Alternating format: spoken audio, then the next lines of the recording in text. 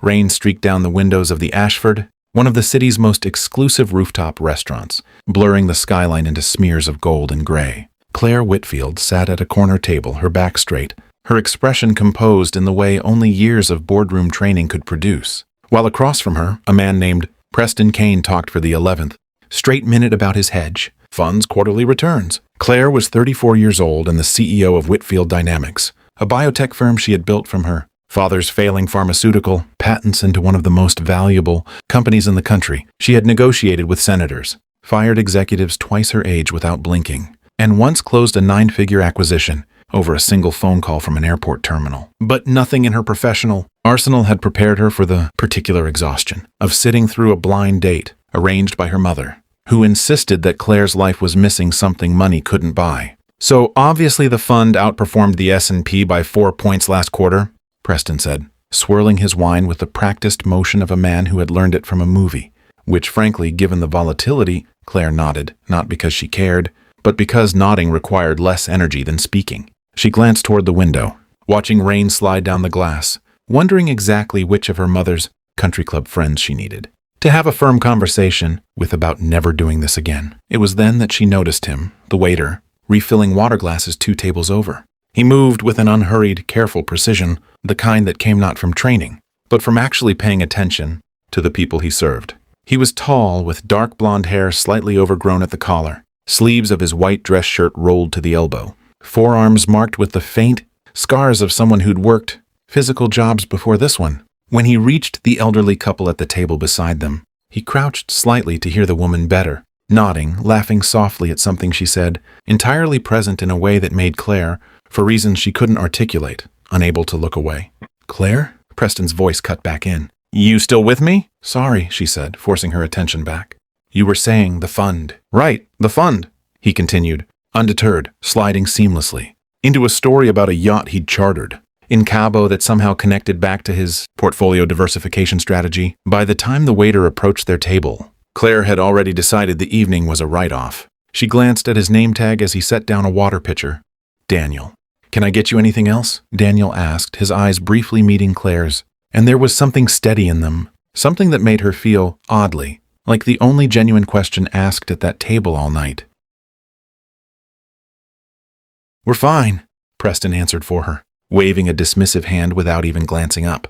"Actually, bring the 08 Bordeaux, the good one, not whatever's on the buy-the-glass list." Daniel's expression didn't change, but Claire caught the almost imperceptible tightening at the corner of his jaw before he nodded and walked away. She found herself oddly irritated on his behalf. The date dragged through appetizers, through Preston's increasingly detailed monologue about his family's real estate holdings, through a moment where he corrected the sommelier so aggressively that the young man's hands visibly shook while pouring. By the time the entrees arrived, Claire had stopped pretending to be engaged and had simply resigned herself to counting the minutes. It was during dessert, a chocolate torte Preston ordered without asking what she wanted, that Claire decided she'd had enough. She reached for her purse, ready to make an excuse about an early meeting, when Daniel appeared at her side to clear the appetizer plates that had somehow been left too long. As he leaned across to collect the last plate, close enough that only she could hear, he said quietly, almost too quiet to catch over the ambient restaurant noise,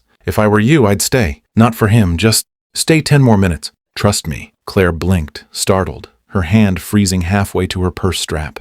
"Excuse me?" Daniel straightened, his expression neutral again, professional, as if he hadn't said anything at all. "Can I get you anything else, ma'am?" Preston, oblivious, was checking his phone, scrolling through something with visible self-satisfaction. Claire studied Daniel for a long moment, trying to read what exactly he meant, whether it was a strange kind of flirtation or something else entirely. But there was nothing suggestive in his face, just a quiet, almost protective certainty, the kind you'd offer a stranger you didn't want to see make a mistake. Against every instinct that told her to leave, she set her purse back down. "I'll have the tea," she told Daniel. "Chamomile, if you have it." He nodded once, something like relief flickering behind his eyes, and disappeared toward the kitchen. 10 minutes. She didn't know what she was waiting for, but something about the quiet, conviction in his voice, made her curious enough to sit through 10 more minutes of Preston's monologue about his father's yacht club memberships. It was at minute 8 that the scene at the next table erupted. The elderly couple. Daniel had been serving earlier. Claire realized now they were the Hendersons, A couple whose foundation had donated millions to children's hospitals across the state had grown increasingly distressed. The woman, Eleanor Henderson, had gone pale, her hand clutching at her husband's arm, her breathing shallow and labored. Within seconds, panic rippled outward from their table as her husband called out. The restaurant staff froze, his voice cracking in the particular paralysis of people trained for hospitality, not emergencies. Preston notably remained seated, glancing over with mild curiosity before returning his attention to his phone. Daniel moved before anyone else did. He crossed the room in 3 strides, dropping to his knees beside Eleanor Henderson's chair, immediately checking her pulse at her wrist with practiced, steady fingers. "Ma'am, can you hear me?" "Eleanor, look at me. She just went pale." "And then?" her husband stammered, his hands shaking. "She's having an allergic reaction," Daniel said, his voice suddenly commanding, entirely different from the quiet deference he'd shown all evening.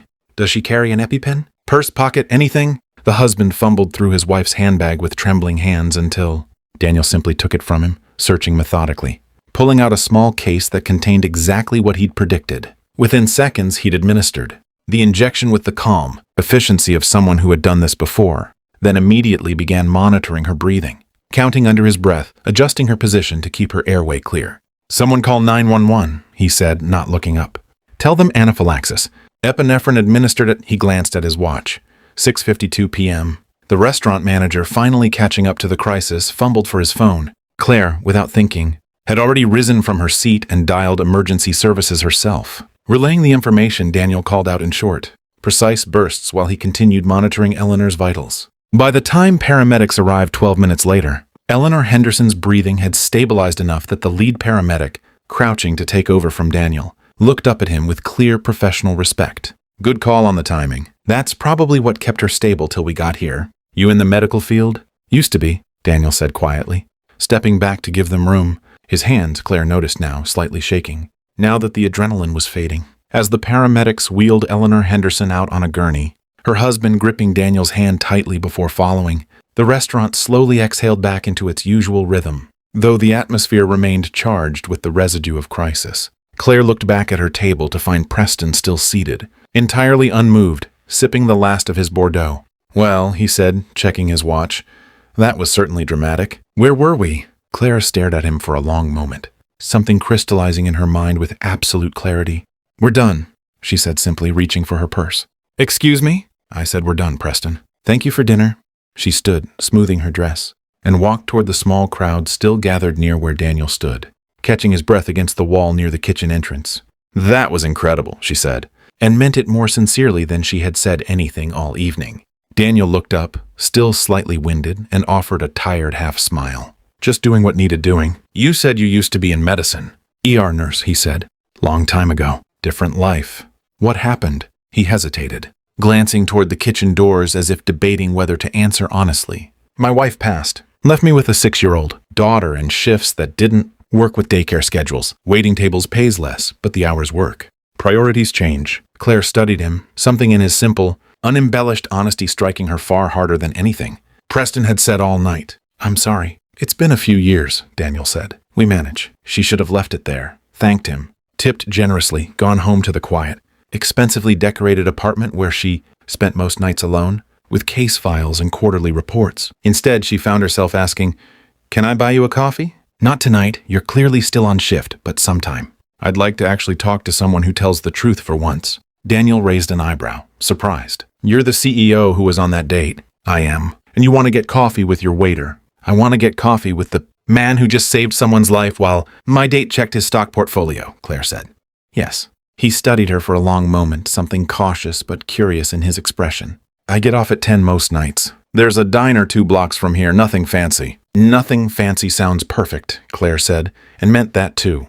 Their first coffee turned into a second, then a third, each conversation stretching later than either of them intended. Claire found herself, for the first time in years, talking about things that had nothing to do with quarterly, earnings or board approval, about her father's slow decline before his death, about the loneliness of running a company where everyone wanted something from her, about how she couldn't remember the last time someone had asked how she was doing without an agenda attached to the question. Daniel, in turn, told her about his daughter Lily, 7 years old, with her mother's stubborn curiosity, about the guilt he still carried over leaving medicine, about the particular exhaustion of raising a child, alone while working double shifts to keep their small apartment above water. "Do you miss it?" Claire asked one night, 3 weeks into what had quietly become something neither of them wanted to name yet. "Medicine, I mean. Every day," Daniel admitted.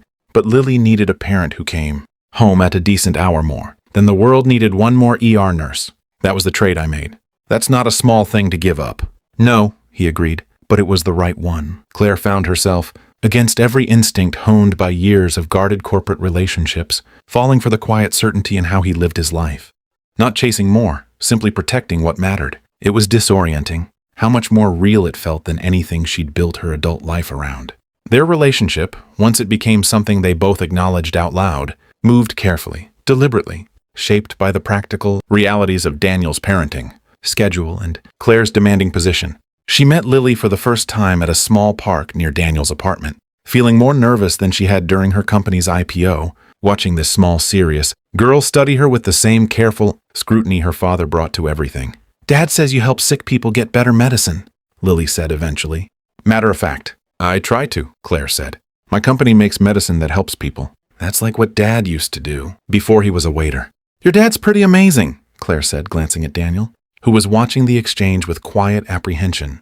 "I know," Lily said, entirely unbothered, before running off toward the swings. It was 6 months into their relationship that Claire, sitting in her office late one evening reviewing budget allocations, found herself staring at the line item for Whitfield Dynamics, Community Health Initiative, a modest program, underfunded compared to the company's other divisions, aimed at providing medical resources to underserved communities. An idea began forming, slow and certain. She approached Daniel carefully, aware of how it might look. The CEO offering the janitor, no, the waiter, the situation carrying uncomfortable echoes of favors exchanged for affection. Precisely the kind of dynamic she desperately didn't want to create between them. "I want to offer you something," she said one evening, after Lily had gone to bed and they sat together on his small apartment's worn couch. "But I need you to hear the whole thing before you say no." "Okay. Whitfield Dynamics is expanding our community health division. We need someone to help run field operations. Someone who understands both the clinical side and how to actually reach people who need help. It's not charity, Daniel. It's a real position, real salary, benefits that would actually let you stop working double shifts." Daniel's jaw tightened. "Claire, if this is because—" "It's not," she said firmly, meeting his eyes. "I've had this position open for 8 months. I couldn't find anyone with both the clinical background and the ground-level understanding of what these communities actually need. You have both. I'm not offering you a favor. I'm offering you a job you're overqualified not to take." He was quiet for a long moment, and Claire waited, letting him work through whatever pride and fear were warring in his expression. "I'd need to think about it," he finally said. "Take all the time you need." He took 2 weeks, during which Claire deliberately didn't bring it up again, understanding that this decision needed to be entirely his own. When he finally said yes, it was with the same careful, measured certainty he brought to everything. A man who didn't make decisions lightly, but who, once made, committed fully. The position transformed something in Daniel that Claire hadn't fully anticipated. Not just financial stability, though that mattered enormously for him and Lily, but a return to purpose he'd set aside out of necessity rather than choice. Within a year, the Community Health Division he ran had expanded from a modest local program into an initiative reaching 12 underserved counties, providing not just medication access but actual clinical support. Staffed partly by former ER colleagues, Daniel recruited who understood exactly the gap he was filling. Their relationship, which had begun in the unlikely collision of a disastrous blind date and a medical emergency, grew into something neither had expected to find again. Claire, who had built an empire alone, learning what it meant to have someone who saw her without an agenda. Daniel, who had sacrificed his calling for his daughter, discovering a way to reclaim purpose without abandoning the life he'd built to protect her. 2 years after that rainy night at the Ashford, Claire stood in the small backyard of the house she and Daniel had bought together, modest by her professional standards, but exactly what fit their small, unconventional family, watching Lily, now 9, chase fireflies, with the particular joy of a child who had never once doubted she was loved completely. Daniel came up beside her, wrapping an arm around her waist, and Claire leaned into him, feeling something settle in her chest that no acquisition or IPO had ever provided. "Do you ever think about that night?" she asked.